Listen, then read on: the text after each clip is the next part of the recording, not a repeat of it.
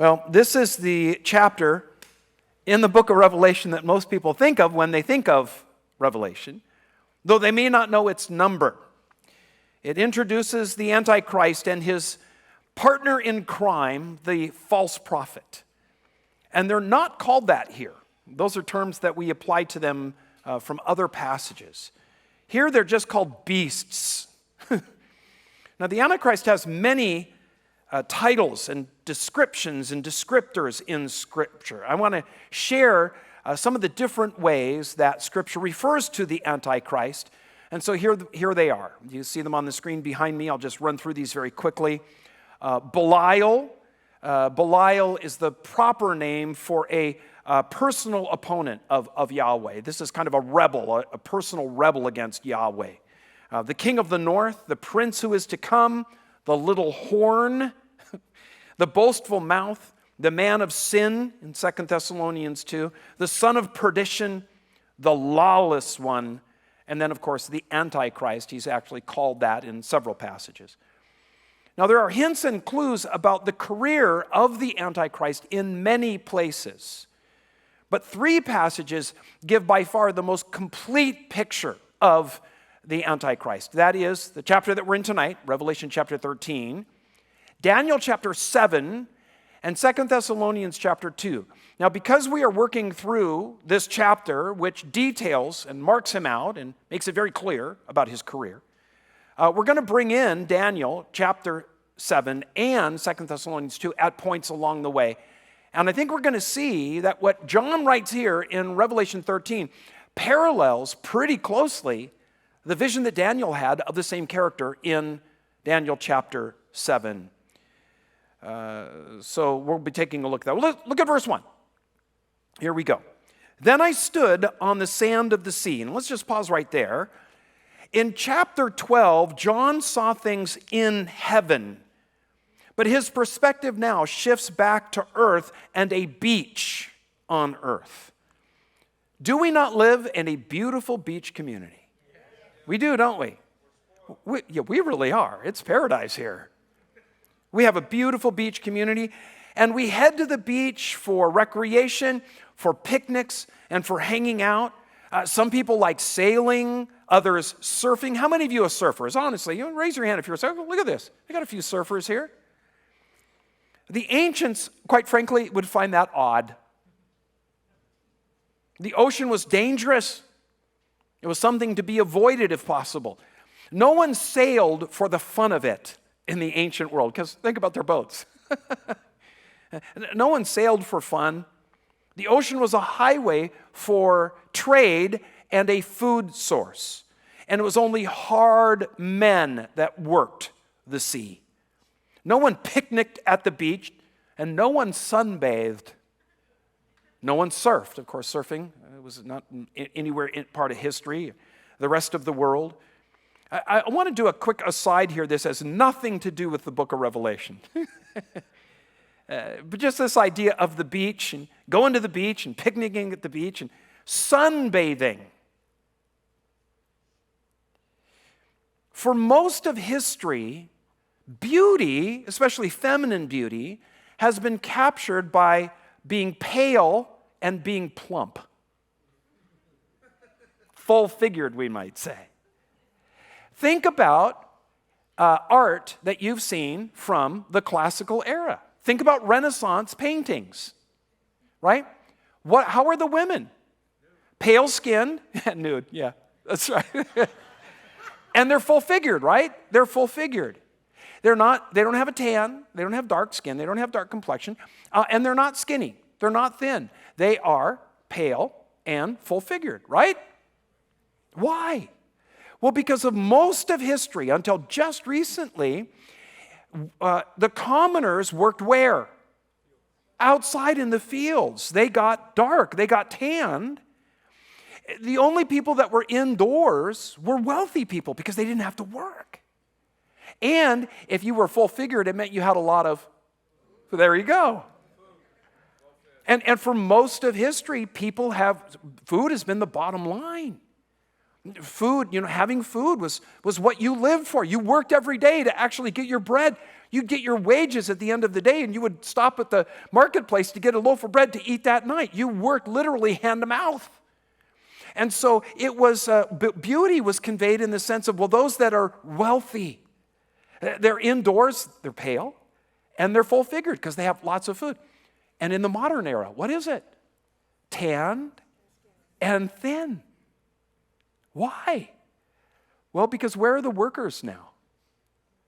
Indoors under fluorescent lights. They're in stores, they're in factories, they're in office buildings under fluorescent lights. If you have a tan, what does it mean? You have some leisure time. The idea, listen, if the ancients could come and go to one of our beaches, they'd be like, you people are nuts. Let me prove this.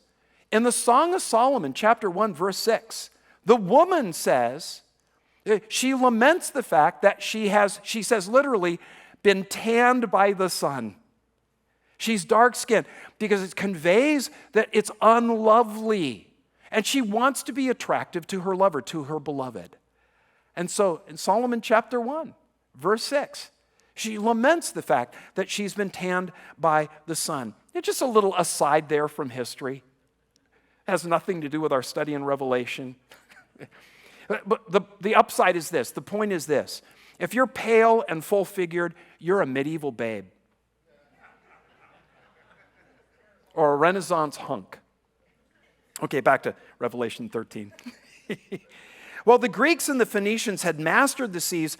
Other peoples tended to avoid it. And Jews especially detested the ocean and the sea.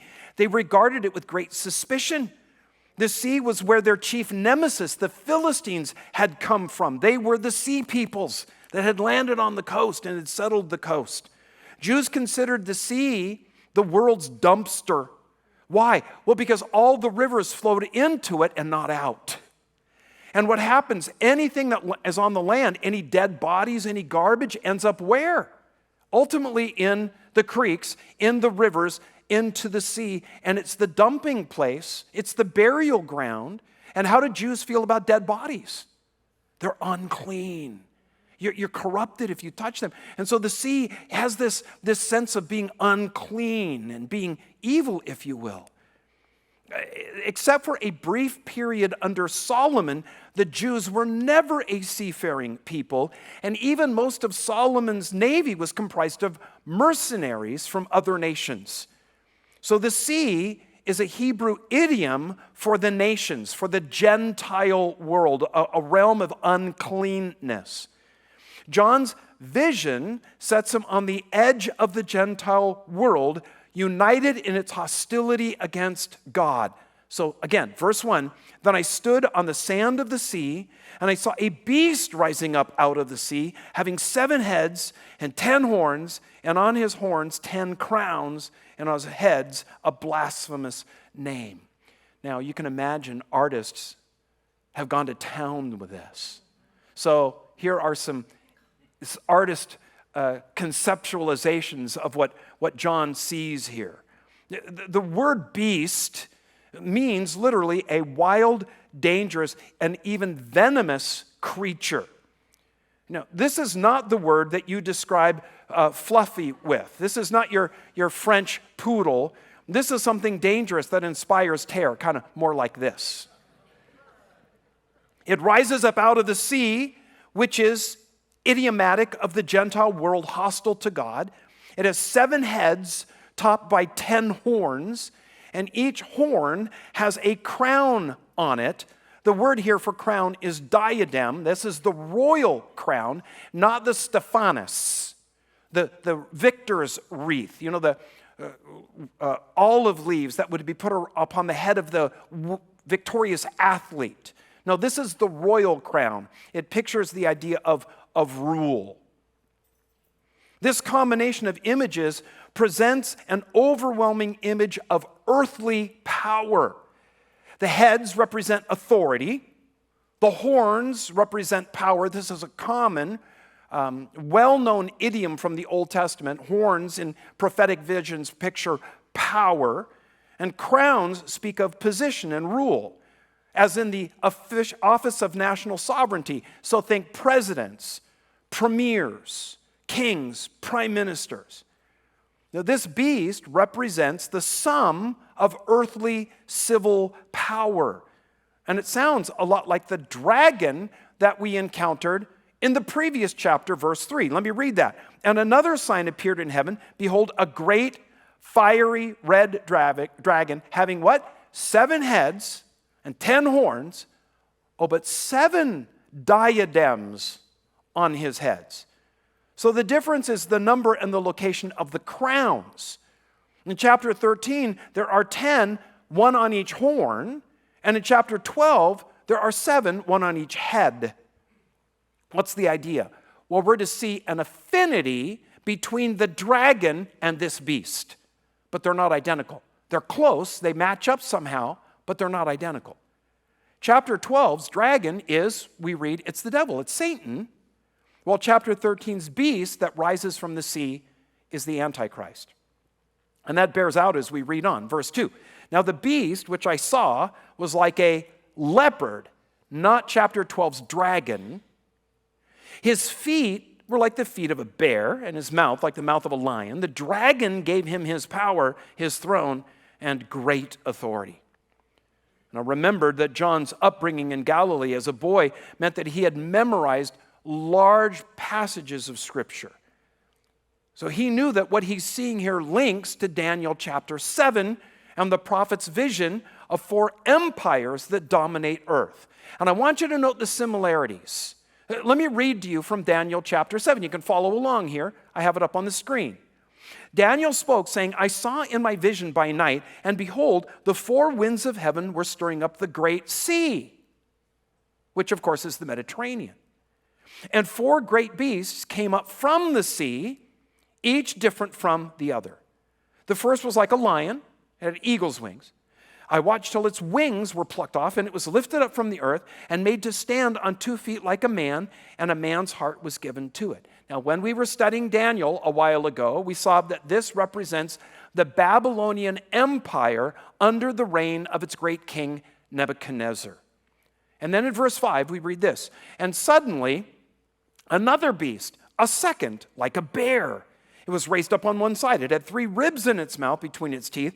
And they said thus to it, arise, devour much flesh. And as we saw in our study in Daniel, represents the Persian Empire that comes after the Babylonian. Then verse 6, after this I looked, and there was another like a what? A leopard, which had on its back 4 wings of a bird. The beast also had 4 heads, and dominion was given to it. And we saw that this clearly represents the Greek Empire. And then in verse 7, after this I saw in the night visions, and behold, a 4th beast, dreadful and terrible, exceedingly strong. This corresponds to John's use of the word beast in Revelation 13. Can you see how these passages are paralleling? And then we read on. It had huge iron teeth. It was devouring, breaking in pieces, and trampling the residue with its feet. It was different from all the beasts that were before it, and it had 10 horns. I was considering the horns.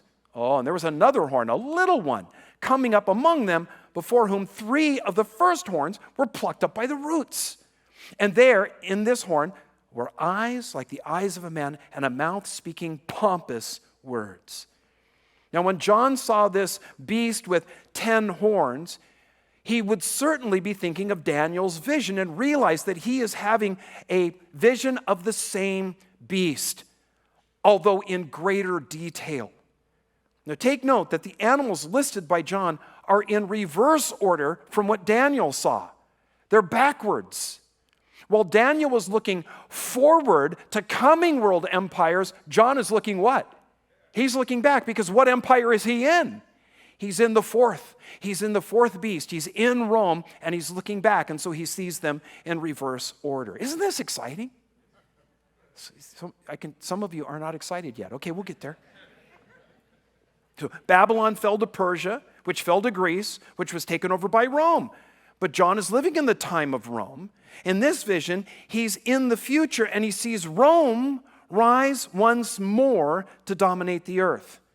The beast has the 10 horns of Daniel's 4th beast, but he adds a description of the 7 heads.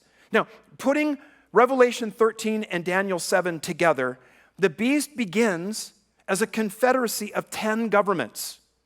To unite them, 3 of their leaders are uprooted and replaced by a new ruler who dominates them all. Daniel calls him the little horn. Now, students of the Bible have long understood Daniel and John to be referring to the Antichrist, a dictator who will lead some kind of end times world-dominating government. Historically, the 4th beast of Daniel's vision is Rome. It goes into a kind of hibernation that lasts for generations. And then it reemerges in the last days to become the military, economic, and political base over which the Antichrist erects his authority. It is fascinating to watch the European Union because in many ways it is in fact Rome reborn. Verse 1 of the beast's 7 heads, verse 1 says that the beast's 7 heads have a blasphemous name written on them. What that name is, we are not told. But whatever it is, it's an expression of defiance against God because it's blasphemous.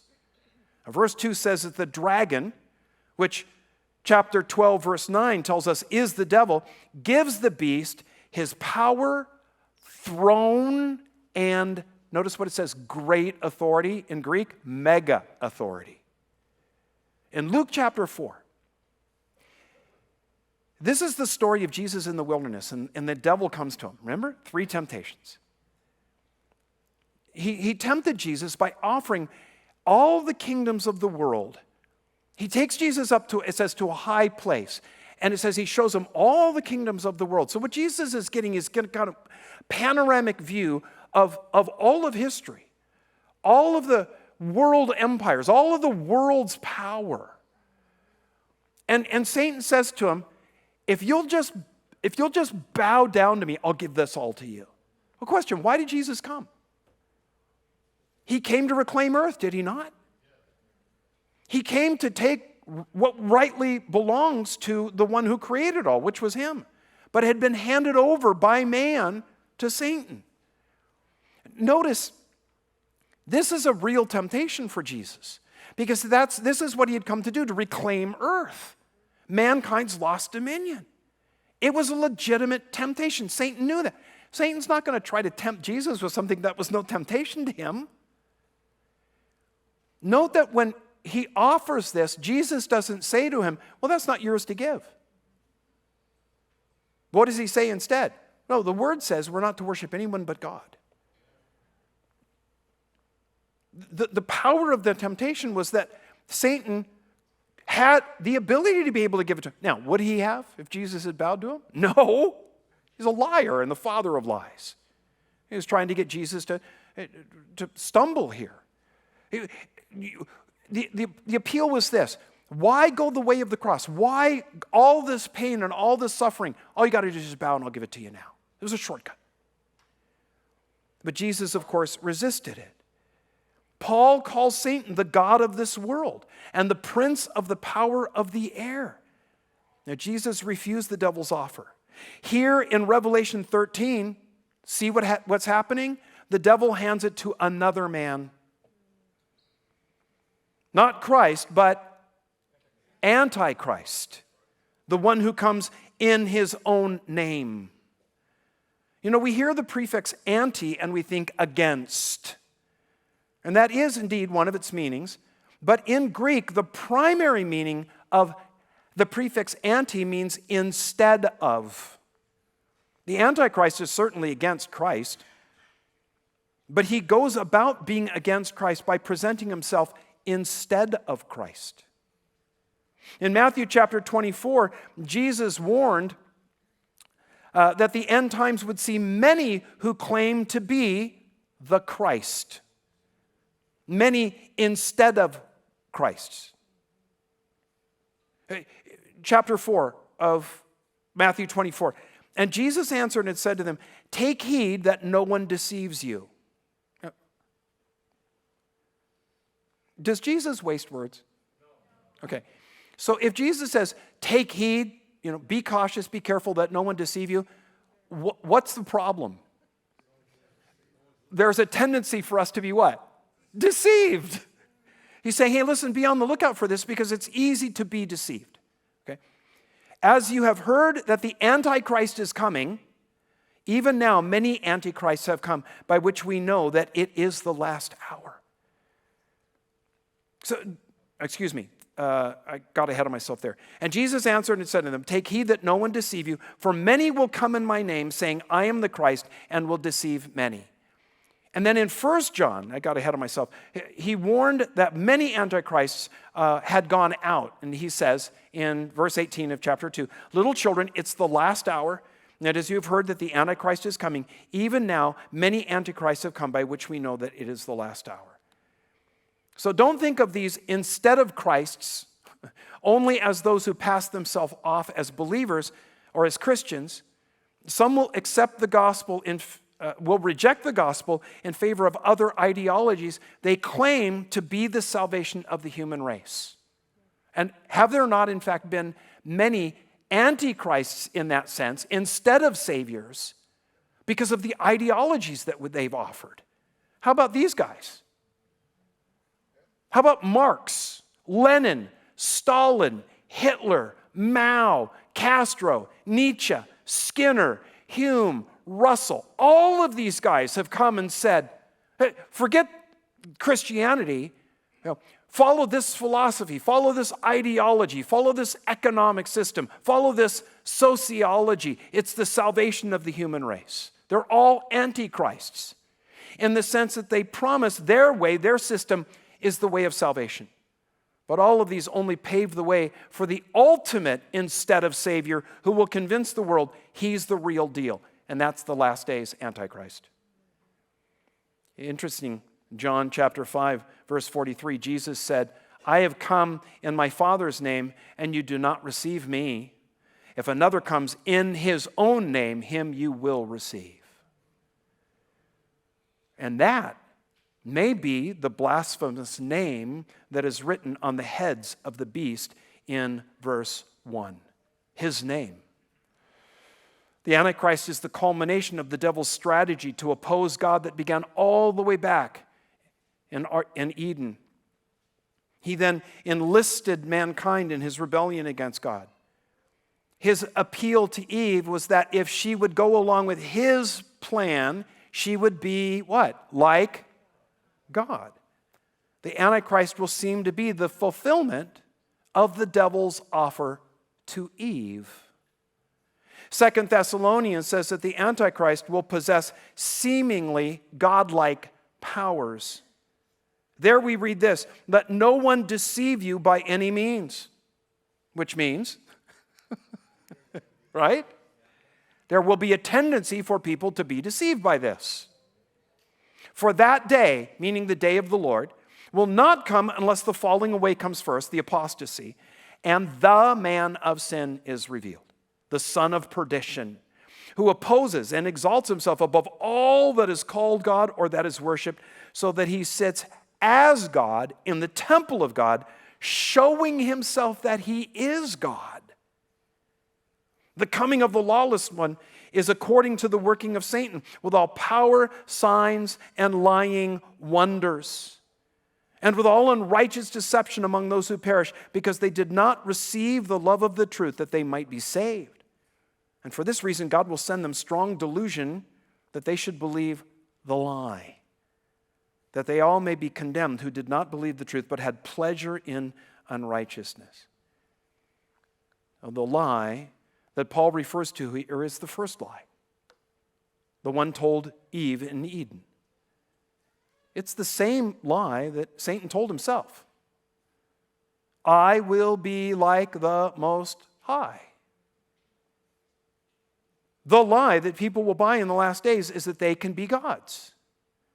What will give that deception its convincing force is that the Antichrist seems to prove that he has achieved deity by performing miracles and signs. Now, as I mentioned this last Sunday, I have a study on this called The Lie. I want to summarize that very briefly. The world is being groomed to accept the idea of humanity's emergence into a new species. The most current theory of evolution is not that which was proposed by Darwin. That evolution takes place over very small changes over very long periods of time. And the reason why that theory is no longer accepted is because the fossil record doesn't prove it. The fossil record disproves that theory. What we see in the fossil record is the appearance of organisms in the fossil record are fully formed. There aren't what are called transitional forms. There just aren't any. In fact, the gaps are huge. And so the current model of evolution is called punctuated equilibrium. It proposes that evolution moves forward not by Darwin's idea of slow mutation over millions of years, but that evolution takes place in quantum leaps from one species to another. The last human leap was from Homo erectus to Homo sapiens. That's what we are. We're Homo sapiens. But the next leap will be to something that is being called Homo futurus or Homo divinus or divinus, in which people possess what seem to us now like godlike powers that can manipulate the very fabric of creation. On one hand, we have transhumanists who are hardcore science types who want to merge biology with technology to help make that leap. On the other hand, are New Agers who say that they are in touch with ascended beings, spiritual entities who've already made the evolutionary leap and want to show the rest of us how we can make it ourselves. Hollywood, just think about this. Hollywood is awash with movies and TV shows of superheroes and mutants. Now, think about this. And it's some of the biggest money makers in Hollywood. Superhero movies and mutants. And why are they mutants? Because what have they done? They've evolved. And they've developed what? Powers. Now think about it. Who are the good guys in many of the mutant movies? The mutants. And who are the bad guys? The humans that are resisting them. Right? X-Men. Now, you've got bad mutants, but most of the mutants are good. And the people that are bad are those that are against the mutants. You see how the world is being subtly programmed to actually look favorably on this idea of people with superpowers? And those that want to hold back, those are the resistors. They're the bad people. The stage is set for the emergence of the Antichrist, a man who was given earthly dominion by Satan and wielding godlike power. Verse 3, and I saw one of his heads as if it had been mortally wounded, and his deadly wound was healed, and all the world marveled and followed the beast. And so they worshiped the dragon who gave authority to the beast, and they worshiped the beast, saying, who's like the beast? Who is able to make war with him? So the beast's 7 heads represent civil rulers who lead alongside the Antichrist in the last days. One of the heads is mortally wounded, and that leader is killed. Now, verse 14 makes it clear that the wound is inflicted by a weapon. So this is a literal act of violence. And miraculously, the wound heals. A resurrection takes place. It's this miracle that catapults the Antichrist to world attention. Now, I need to just put a pin in this for just a moment. The events of last Saturday are not this. Okay? Can we just dispense with that? Can we just put that away? Some of you were like, Lance, are you going to say anything? Okay, I said it. Nothing to do with this, all right? Let's move on. But it's this miracle of resurrection that catapults the Antichrist to world attention. Now, going back to Daniel chapter 7, this is the basis of the little horns rising to power in the midst of the 10 horns. it causes an uprooting of 3 of them, leaving 7. Now, this is conjecture, okay? This is just, we're just supposing, trying to piece this together. It's possible the leaders of 3 of the European Union nations realize that the Antichrist has garnered way too much power during the first half of the tribulation. They regard him as a threat to sovereignty of their nations, and they conspire to assassinate him. And they pull it off. They actually do. Again, put another pin in it for just a moment. Just pause it right at that point. Have you noticed how, as the European Union has been moving to increase its unity, how all of a sudden there have been some European nations that have kind of stopped and go, wait a minute, hold on here. Brexit. England.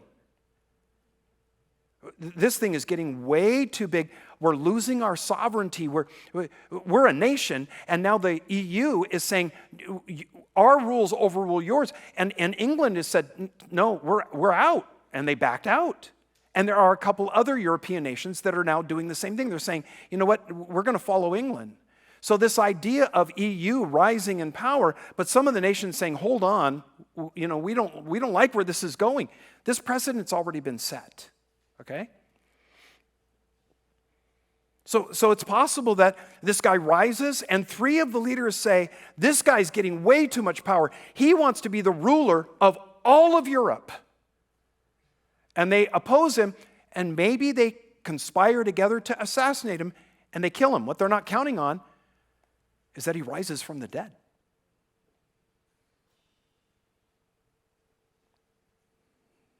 How? Possibly, Satan himself possesses the dead body of this man. It's at this point that in the truest sense, he becomes the Antichrist. His resurrection causes the world to marvel and fall all over itself in lauding him. He exposes the conspiracy. The perpetrators are executed. He takes over the leadership of their nations. And people begin to think that no one can defeat him, that he's unstoppable.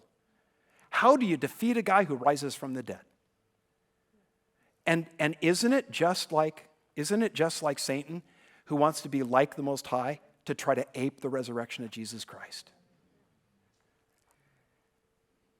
Verse 5, and he was given a mouth speaking great things and blasphemies, and he was given authority to continue for 42 months, 3.5 years. Then he opened his mouth in blasphemy against God, to blaspheme his name, his tabernacle, and those who dwell in heaven. Now this is another link to Daniel chapter 7, where the little horn spews pompous words. Listen to this from Daniel chapter 7, verse 8. I was considering the horns, and there was another horn, a little one, coming up among them, before whom 3 of the first horns were plucked up by the roots. And there, in this horn, were eyes like the eyes of a man, and a mouth speaking pompous words. Then in verse 19, then I wished to know the truth about the 4th beast, which was different from all the others, exceedingly dreadful, with its teeth of iron and nails of bronze, which devoured, broke in pieces, and trampled the residue with its feet, and the 10 horns that were on its head, and the other horn which came up, before which 3 fell, namely that horn which had eyes and a mouth which spoke pompous words, whose appearance was greater than his fellows. Verse 21, I was watching, and the same horn was making war against the, what? Saints, and prevailing against them, until the Ancient of Days came. And a judgment was made in favor of the saints of the Most High, and the time came for the saints to possess the kingdom. Thus he said, the 4th beast shall be a 4th kingdom on earth, which shall be different from all other kingdoms, and shall devour the whole earth, trample it, and break it in pieces. The 10 horns are 10 kings, who shall arise from this kingdom, and another shall arise after them. He shall be different from the first ones, and shall subdue 3 kings. He shall speak pompous words against the Most High, shall persecute the saints of the Most High, and shall intend to change times and law. And then the saints shall be given into his hand for a time, times, and a half time. Another way of saying 3.5 years. John's vision in Revelation 13 is clearly the same as Daniel's in chapter 7. So look on here. It becomes even more clear. Verse 7 of Revelation 13. It was granted to him to make war with the saints and to overcome them. And authority was given him over every tribe, tongue, and nation.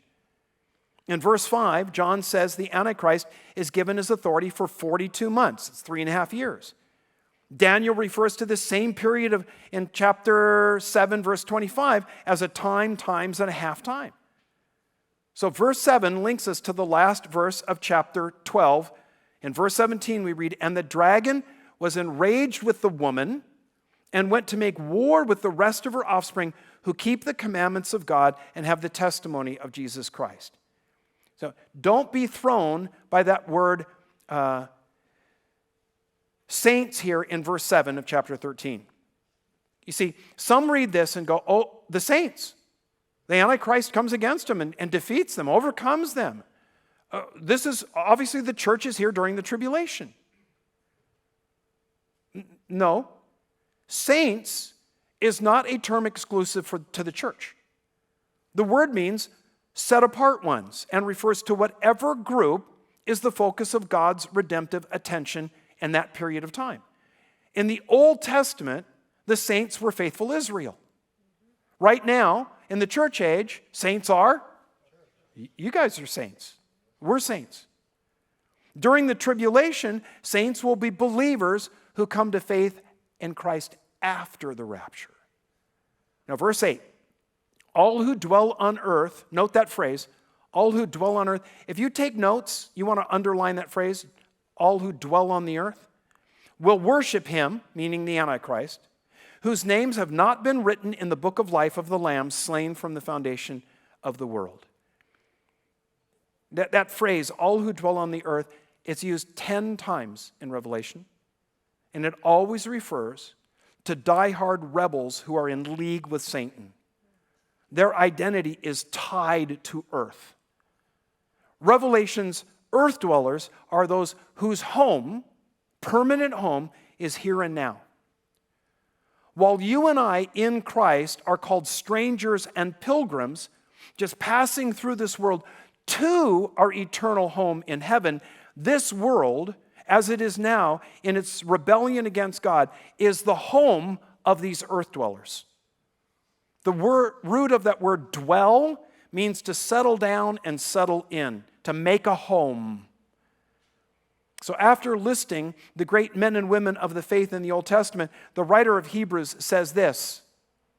In chapter 11, verse 13, these all died in faith, not having received the promises, but having seen them afar off, were assured of them, embraced them, and confessed that they were strangers and pilgrims on the earth. How many of you feel more and more like a stranger on earth? Don't we? Man, this world is just becoming strange. And we appear strange to a strange world. We just feel that this world is not our home. There are two groups who inhabit earth during the tribulation: the earth dwellers who follow the Antichrist and the saints who follow Jesus. Earth dwellers will worship the Antichrist because he demands that they do so. He claims to be God. As 2 Thessalonians 2 says, he will enter the holy place in the rebuilt temple, and he will declare himself God. All those doomed to destruction will bow to him. Now, verse 9, if anyone has an ear, let him hear. Okay, we've done this before. It's been a little while, so we should do it now. If anyone has an ear, let him hear. Take your hand, put it at the side of your head. What's that? Okay, this is for you. Verse 10, he who leads into captivity shall go into captivity. He who kills with the sword must be killed with the sword. Here is the patience and the faith of the saints. Interpreting this passage, this verse has been a challenge because it seems out of place. John exhorts his readers to heed him, but what follows doesn't seem to fit the context. How does verse 10 relate to the previous verses? Well, the answer is found in the two groups of verse 8, the earth dwellers and the saints. Well, the difference between the lost and the saved will be obvious in the tribulation, That difference exists now, today, though it's not as obvious. In John's day, believers faced a choice not unlike that which will face the people of the last days. I shared this on Sunday. I want to go over it again here now in this context. The Roman Empire had embarked on a practice that foreshadows what will happen in the last days. It was called Caesar worship. As the boundaries of the Roman Empire expanded, it became increasingly important for the Romans to enforce their hold over outlying provinces. And so they came up with the idea of using Caesar as the kind of the focal point of loyalty. Every so often, people had to come before the magistrate of their region with a public vow of allegiance by offering a pinch of incense on an altar to the emperor. And as they did, they would say, "Caesar is Lord." They would then be given a little scroll called a libellus, identifying them as a loyal member of the empire. This little scroll, called the libellus, marked their loyalty. That's an actual copy of a libellus, one of these little scrolls that would be given to people. The problem with this for Christians and Jews was that Caesar wasn't just considered to be a ruler, he was the focal point of the imperial cult and considered the embodiment of the spirit of Rome. He was a god to be worshipped, which was no problem for pagans who already worshipped a bunch of gods. What matter if you add one more to the mix? But Jews and Christians couldn't, because their religion said there's only one God and you can only worship him. So the Romans grandfathered in Judaism and accepted their religion because it was ancient. The Romans had great respect for tradition. They didn't like the religion of the Jews because it had just one God, and it really made the Jews weird in comparison to everybody else. But they said, well, your religion is ancient, it goes back hundreds of years, and so we'll go ahead and let you keep your religion. You're exempt from having to say Caesar is Lord. You just be good citizens, you'll be okay. The Christians were a different matter because theirs was considered a new religion. And this immediately puts them under suspicion by the Romans because they didn't like anything new, especially a religion. And so the Christians not saying it were immediately branded as subversives. They were dangerous. Interesting that the early church fathers at this time, a good part of their work was in writing up formal essays to the emperor, actually addressed to the emperor, telling him why persecution of Christians was a bad policy. Because, they said, Christians are in fact some of your best citizens, and here's why. We obey the laws, we don't rebel, and we pray for you. And we pay our taxes. We have their letters that they wrote to the emperors, trying to reason with the emperor why persecuting and executing Christians was bad policy, because they were actually very good citizens. They just couldn't say Caesar is Lord. In owning Jesus as Lord, it actually made them better citizens than others. When John wrote this at the end of the first century, Caesar worship had really just become official policy. But he could see how the seed of Caesar worship would bloom into the full flower in a revived Roman Empire when the Antichrist demands worship and the world is divided between the earth dwellers and the saints. And so he exhorts his readers to realize that they were being challenged with the decision on which group they were going to identify with, those who draw their identity from earth or from heaven. Between the here and now and the hereafter. And may I say, is that not a decision that we face? Really, either you count this world your home or you count heaven your home, right? And so in this exhortation that we find in chapter 10, verse 9, if you have an ear, listen to this. This is important. Think about who you align with, where you make your identity. Is your identity in this world, or is your identity in heaven? Are you a citizen of this world, or are you a citizen of heaven? Ultimately, people on earth are going to have to actually make a statement of where their identity, where their home is.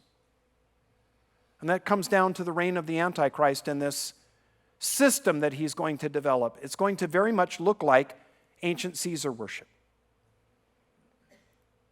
Okay, one beast down, one to go. Verse 11. Then I saw another beast coming up out of the earth, and he had 2 horns like a lamb, and spoke like a dragon. And he exercises all the authority of the first beast in his presence, and causes the earth and those who dwell in it to worship the first beast, whose deadly wound was healed. So John sees another beast. It's the same word. It's a wild, dangerous creature. Whereas the first beast rose from the sea, this one comes from the earth. And since the sea represents the Gentile world, the earth may very likely represent the stock of Israel. This guy may be Jewish. His visage is also very different from the first beast. While actually dangerous and wild, he appears peaceful. He also has horns, but they're little nubs of a sheep. He seems harmless. The first beast represented political power. This beast represents a different realm of power. Sheep were the preferred animals of sacrifice. A lamb speaks of the religious realm. And the horns, as we've already seen, they speak of power, of authority, in this case, religious hierarchy. Well, this beast has a lamb's horn. He talks like a what?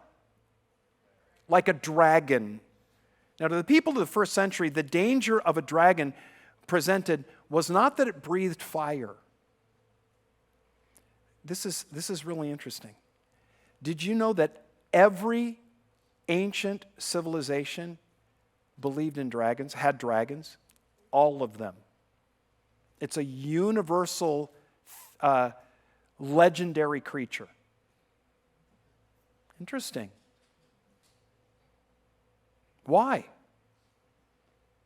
Very likely because there was a creature at one time that was a dragon.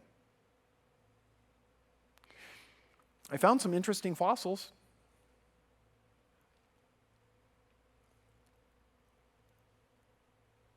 My mind is, should I share this?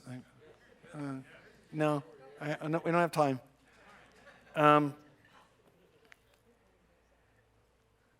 Always connected to dragons in every mythology, everywhere you go around the world, the thing that's distinctive about dragons is their speech. They talk, and on one level what they say is true, but on the deeper level it's always a lie. It's always deceptive, every single time. In fact, listening to a dragon is enchanting. If you listen to a dragon, you end up becoming a part of what the dragon's trying to do. So the danger is, and this is the mythology in every civilization, in every legend, don't listen to dragons. You don't listen to them. Why? Because they sound good and you want to believe what they're saying, but in fact, they're deceiving you. Isn't that interesting? Because where do we read about the first serpent? In the garden. And the dragon is called that serpent of old. It was in the garden. And what was the danger? His speech. So when we think about dragons, what comes out of their mouth? Fire. But do you understand that fire is really just an idiom for the effect of their speech? What does it do? It destroys. You putting it all together? So here is this religious leader, the second beast, that comes up not out of the sea, but out of the earth, likely of Jewish heritage. He comes and he has the mouth of a dragon. He's a liar, but it sounds good. People believe it.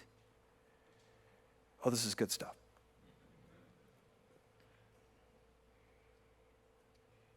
The image that John paints of the second beast is one of religious authority that deludes and deceives. This man has as much power and authority in the religious sphere as the Antichrist has in the political. But the second beast doesn't call people to worship himself. His goal, his aim, is to draw attention and worship to the first beast. Because of this, he's referred to as the false prophet, and in chapter 16, he's actually called that, the false prophet. Well, verse 13, he performs great signs so that he even makes fire come down from heaven on the earth in the sight of men. And he deceives those who dwell on the earth by those signs, which he was granted to do in the sight of the beast, telling those who dwell on the earth to make an image to the beast who was wounded by the sword and lived. So if the Antichrist does indeed present himself to the world as the one who has made this quantum leap from mortal to immortal, and that allegiance to him will usher in a great new day for mankind, the false prophet seems to be a convincing first convert of this guy. He also performs miraculous signs, calling the world to join in the Antichrist's program so that they too can reap the benefits of his new system. So what are we seeing here? You know what we're seeing? A merging, a melding of church and state, where institutional religion becomes a tool of the state to promote the political agenda of the ruler. And there have been many historical examples of this. Babylon, Persia, Greece, Rome, even the Third Reich are examples of how the power of religion is wielded by and welded to the state. Interesting that the separation of church and state in the United States is limited to getting Christianity out. In the 1961 Torcaso versus Watkins decision, the Supreme Court declared secularism a religion. Did you know that? They actually said secularism is a religion. And yet, secularism is the rule of every branch of civil government today, most notably our public schools. Secular humanism was originally called the human potential movement. The bottom line of secularism is that we don't need God because we are our own saviors. We have the potential within us. It's the old lie. It's the original lie, updated for modernity. It will be formalized, institutionalized, and realized in the program of the Antichrist and the false prophet. A sign the false prophet performs to validate his claims is he calls down fire from heaven. It's the same sign the two witnesses of chapter 11 do. You see what he's doing? He's aping a genuine miracle of God. But wait a minute. Pharaoh's counselors did the same thing, right? Moses comes in with his staff, throws it on the ground, it becomes a serpent. What do? That's no big deal. And they throw theirs down, and theirs become serpents too. Now, is this a magic trick or is this the power of Satan? This is Satan. This is satanic.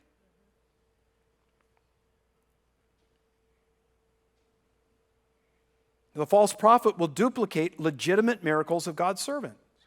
And the point is this. Please hear me. Please hear me. Signs and wonders aren't enough.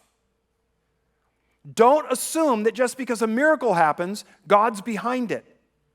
In the law, Moses said, listen, if someone comes and prophesies and the event comes to pass, don't automatically believe that they're from God. Listen to what their follow-up message is.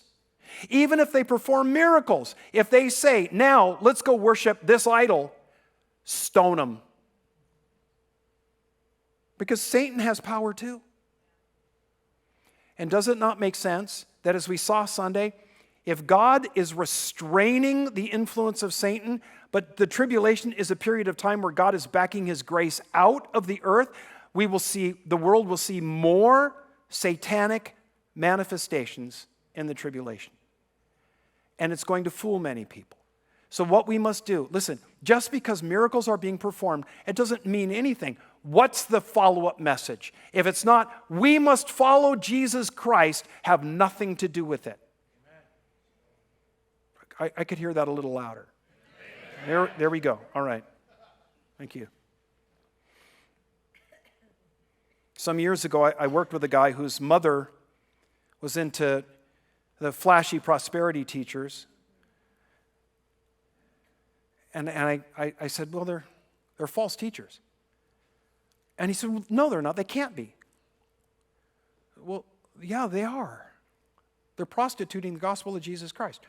Well, no, they can't be. And I said, well, well, they're rich. God's blessing them.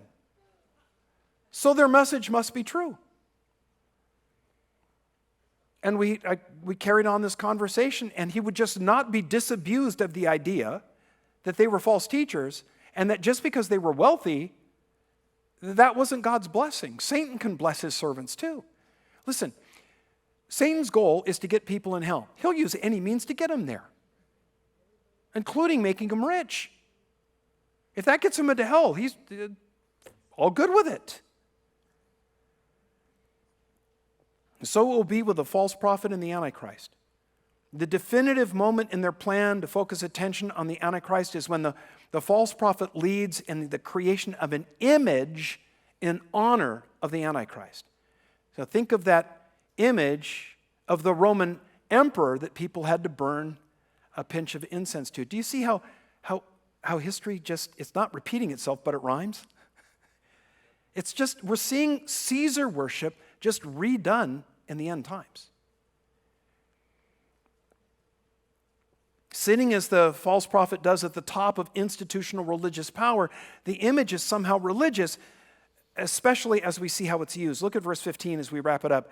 He, that is the false prophet, was granted power to give breath to the image of the beast, that the image of the beast should both speak and cause as many as would not worship the image of the beast to be killed.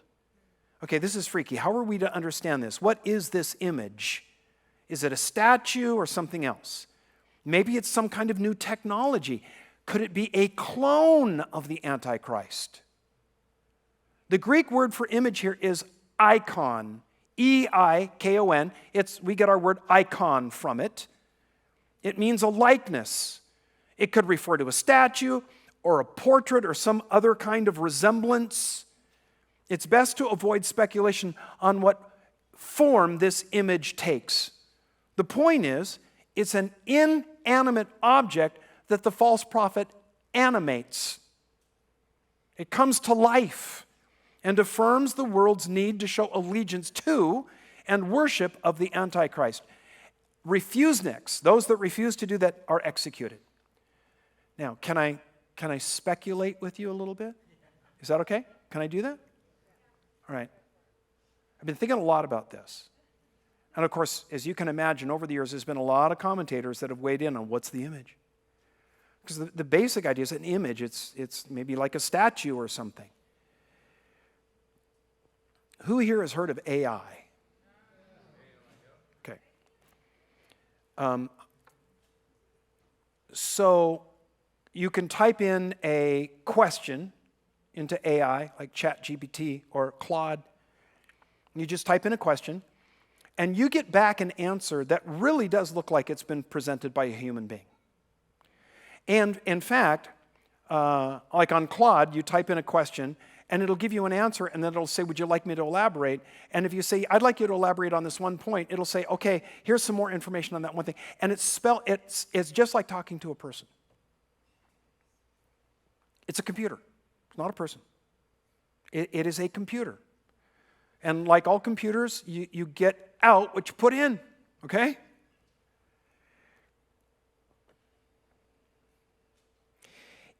Is it possible now that we have so many corporations, so many businesses that are in fact using AI to solve problems?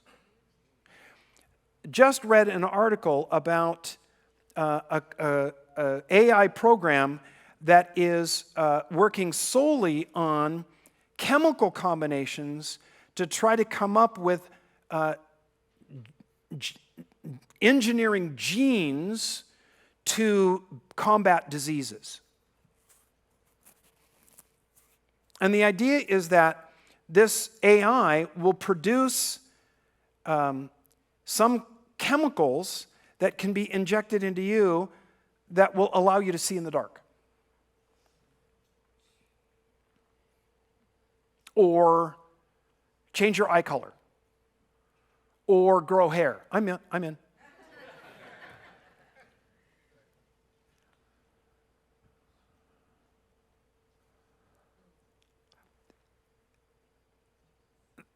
There are AI programs that are being developed by the banking industry to look at markets and figure out how to maximize profits while also protecting sustainability. And they're coming up with amazing answers. Could it be that a computer is made with an AI, and what is put into it is the world is facing these challenges and these problems. How do we solve them? And the AI generates an answer. Here's the solution.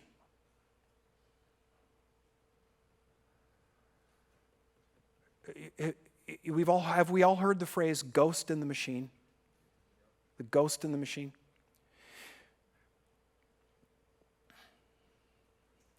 Paul, in writing about idols, says there's an idol is nothing. It's a piece of wood. It's a piece of stone. It's nothing. And yet in another one of his letters, he talks about the demons attached to idols. That there's demons behind them. Demons use them. An idol itself is nothing. It's an inanimate object. But spiritual entities know that humans are focusing on them, and so the demons come not into the idol, but they use the idol as a front to spread their lies. Could it be there's some image, the false prophet's going to give life to it? Is it possible that some AI is possessed by a demon? And the demon manipulates the electrons in it so that the answers that it gives the answer is this. The world needs to worship this man. And the way that it will show its loyalty is by receiving this mark. Because the only way forward for the human race, the problems are coming on the planet. The only way to survive them is by everyone being part of one economic system. We need to get rid of nations and states because that's the end of war. If there's only one state, there's no more war. And we have nuclear weapons and biological weapons now, and humanity needs to follow one leader so that we have no more war. It's the only way forward. We need to make this evolutionary step into the next phase of human evolution. If we don't, we won't survive. It's the end of the planet. It's the end of the human race. You need to show allegiance to this program. If you don't, we got to get rid of you because you're a danger to the survival of the race. Has not that scenario that I just laid out sound perfectly reasonable? If it's sounding perfectly reasonable to us who are Christians and know it's all a bunch of bunk, how reasonable will it sound to a world that doesn't believe in Christ?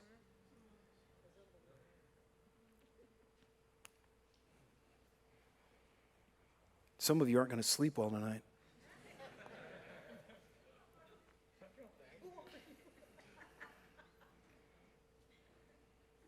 The idea of worshiping someone like the President of the United States seems ludicrous. And yet the news often shows pictures and videos of people of other nations idolizing, worshiping their leader. Mao, Lenin, Stalin were worshiped. The leader of North Korea is worshiped by his people. The supreme leader of Iran, Ayatollah Ali Khamenei, is virtually worshiped. These are all just men. They're mere political and religious leaders who do not perform miracles.